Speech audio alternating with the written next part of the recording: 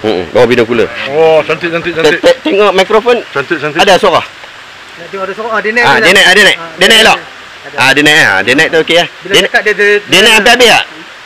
Dia naik sampai habis? Tes. Okey, cantik. Satu dua. Tes. Sorry tak ada ni dah apa. Tak apa. Bismillahirrahmanirrahim. Assalamualaikum warahmatullahi wabarakatuh. Saya Syabuddin. Hari ni kita di Telaga Tok Syekh. Jadi kita sembang-sembang dengan kawan-kawan kita ni. Orang sini semua apa?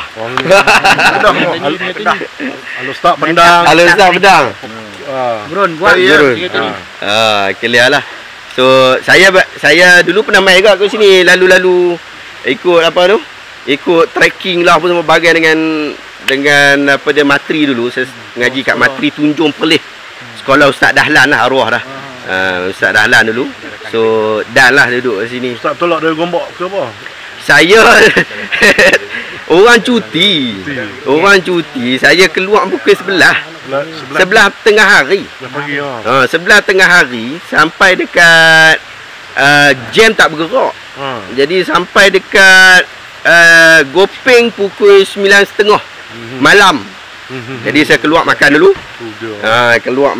Lepas tu teruskan perjalanan. Yo nak sampai terus lah. Tak boleh juga. Orang ramai sangat. Berhenti kat Sungai Perak, tidur sap pukul 2. Bertolak terus. Pagi tu saya dah sampai kat sini. Pagi tu saya ingat nak pergi pantai Murni. Tak cukup Murni di situ. Kan. Jadi saya naik sini terus. Saya naik terus tadi. Elok lah. Tak ada masalah apa. Tak jumpa hantu. Tak jumpa apalah.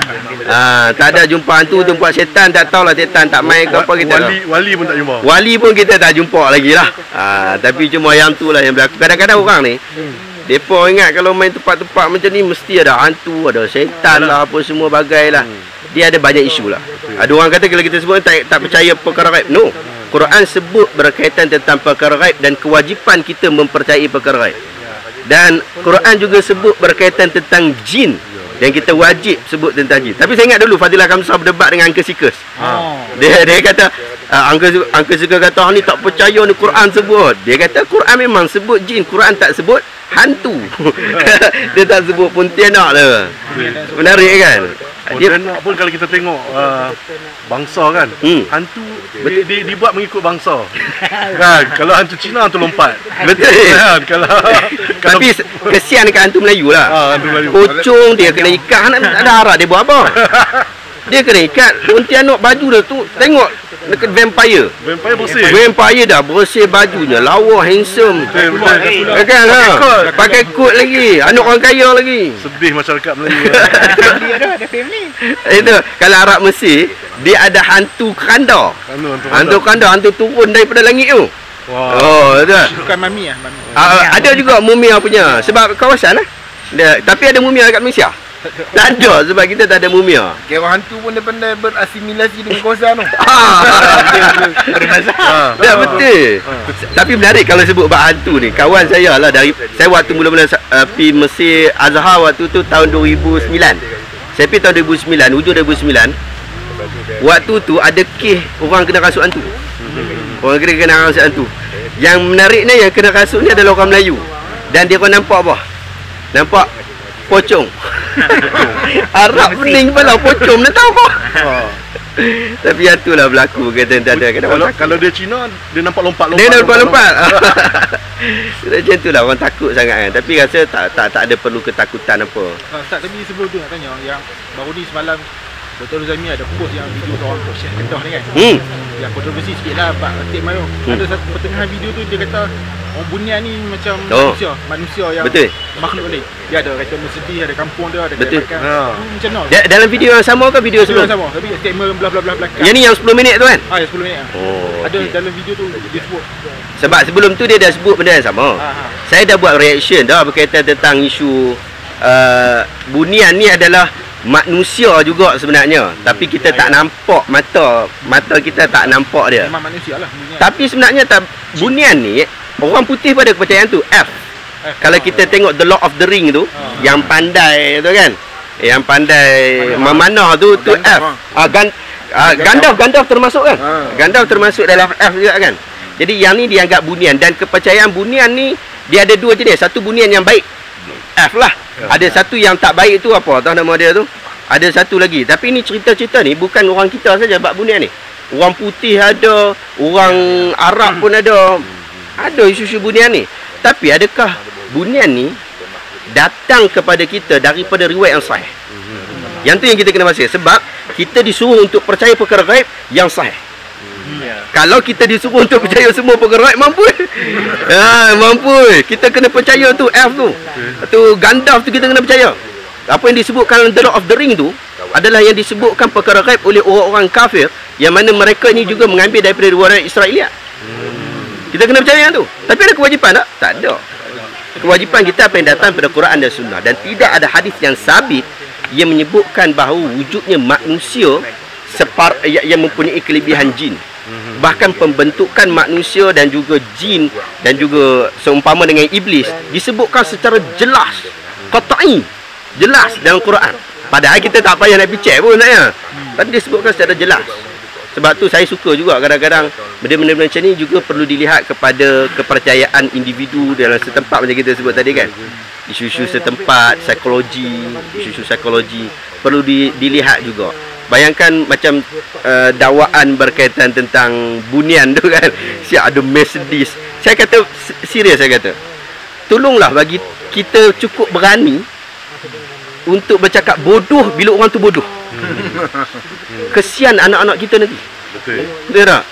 Kalau kita tak kata benda ni bodoh, benda ni tak boleh diterima di akal, dia akan percaya semua benda yang keluar daripada semua orang. Sedangkan dalam hadis yang sahih, Nabi SAW sebut, kafa bil mar'i kadzban an yuhadditha bi kulli ma sami'. Cukup seseorang tu disebut sebagai pembohong bila dia ni jenis sebut semua benda yang dia dengar. Itu kita kena jaga-jaga. Nabi dah suruh jaga-jaga, tapi kita ni tak kira orang bagi tahu mana, cerita mana. Kadang-kadang dia sebut kan, anak murid dia nampak, anak murid ni nampak. Padahal anak murid dia tu pun apa pun tak tahu. Orang macam tu diangkat menjadi guru dan pemurid-murid semakin kuat, semakin mempercayai dan semakin taksub dengan dia.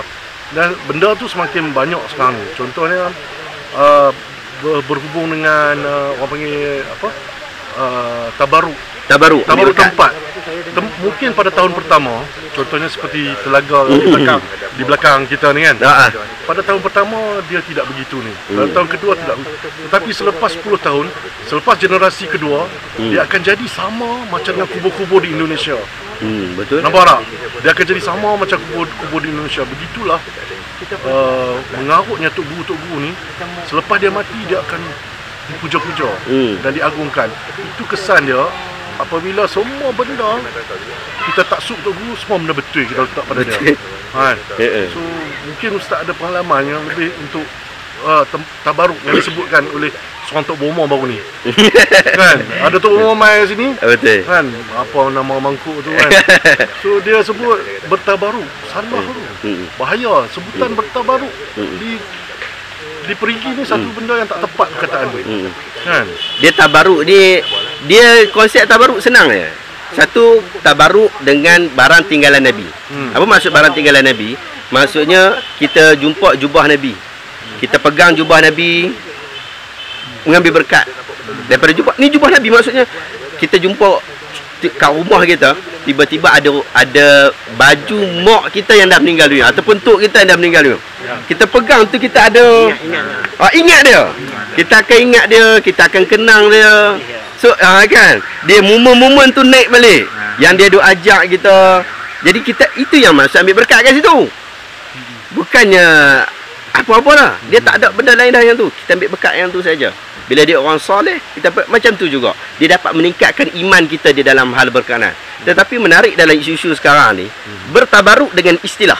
Ya. Hang duk pergi sebut tabaruk dengan benda tu. Kalau isu Indonesia, banyak kubur-kubur mohong kan. Ya. Kubur-kubur yang tak betul pun. Jangan nak ambil duit saja kan. Sampai bertimbun duit. Mesir pun sama juga. Mesir sama. Siapa yang dah pergi Mesir tahu memang banyak kes-kes macam tu. Macam agama boleh jugalah kan. Pitokong ada letak. Ada betul. Selepas 100 tahun, benda tak boleh dipulihkan. Isunya adalah bagaimana kita mendidik masyarakat. Kadang-kadang konsep tu betul. Tabaruk tak ada masalah. Bahkan tabaruk dengan tinggalan orang soleh, ulama-ulama berbeza pendapat, tetapi jumhur para ulama menyatakan boleh dan harus untuk bertabaruk dengan tinggalan orang soleh. Di dalam mazhab Syafi'i sendiri pun berpandangan seperti itu. Maksudnya kita ada tok guru kita. Tok guru kita macam contoh kita kata tok syekh. Cuma tok syekh ni kita tak pasti sangat sebab dia ni tempoh masa dia panjang dan kita pun tidak mengenali khusus tok syekh ni. Dan sejarah kena tanya ahli sejarah banyaklah berkaitan tentang tok syekh ni, sumbangan dia macam mana daripada kontradik dia, sejarah dan sebagainya. Tapi dia ni masih lagi kabur disebabkan tempoh masa. Mungkin ada sumbangan-sumbangan dia. Tetapi daripada sudut ambil tabaruk berkat ni sebenarnya lebih tepat adalah dengan orang yang betul hang kenal. Kalau tok guru kita, sebab tu saya kata tadi, isunya kalaulah tok guru kita mai datang jauh dia berhenti kat sini, dia mandi dekat sini.